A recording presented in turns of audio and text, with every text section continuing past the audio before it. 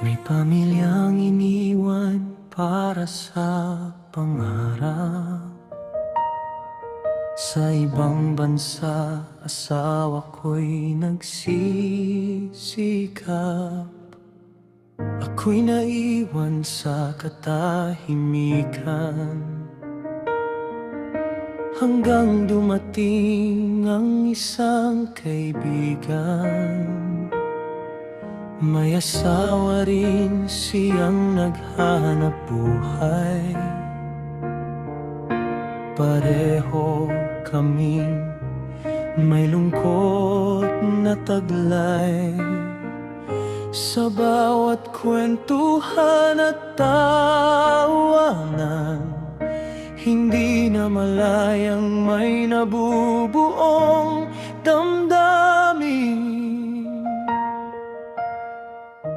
Nagsimula lang sa simpleng inuman, hanggang sa palaging nagkakasamahan. Hindi ko alam kung ito'y pag-ibig o tukso lang na pilit kumakapit. Pagmamahal ba ito, isa lang bang pagnanasa? Bakit puso ko'y naliligaw sa maling daan? Pareho naming alam na ito'y kasalanan.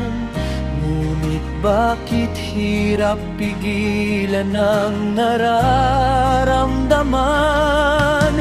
Sa bawat sandaling magkalapit tayo, lalo kong nasasaktan ang konsensya ko. Dahil ang puso'y may hangganan, kapag nasira ang tiwala ng tahanan.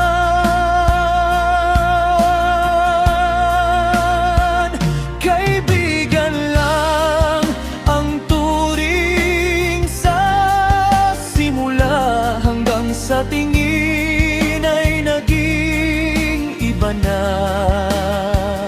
Ang mga pangakong dapat ay iingatan, unti-unting nabalot ng kasalanan.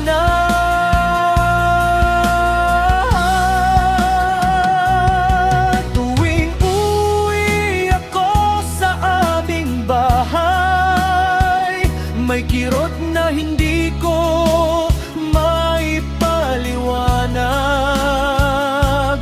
Ang salamin ang unang humatol sa taong unti-unting nawawala ang dangal. Hindi lahat ng nararamdaman ay dapat sundin. May pag-ibig na kailangang pigilin. Mas mabigat ang pagsisisi sa huli, kapag maraming pusong nasaktan dahil sa sarili. Hindi na mahalaga kung pag-ibig o pagnanasa, kung kapalit naman ay wasak na pamilya. Mas mabuti pang lumayo habang may panahon, kaysa mabuhay sa habang buhay na pagsisisi. Ang tunay na pag-ibig, marunong magpigil, hindi sumisira ng pangarap at tahanang tahimik.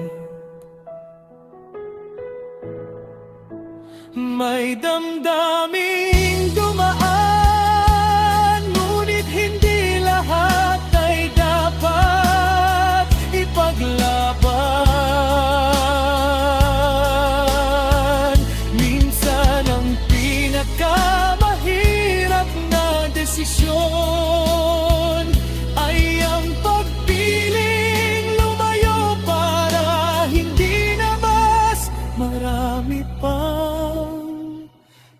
saktan.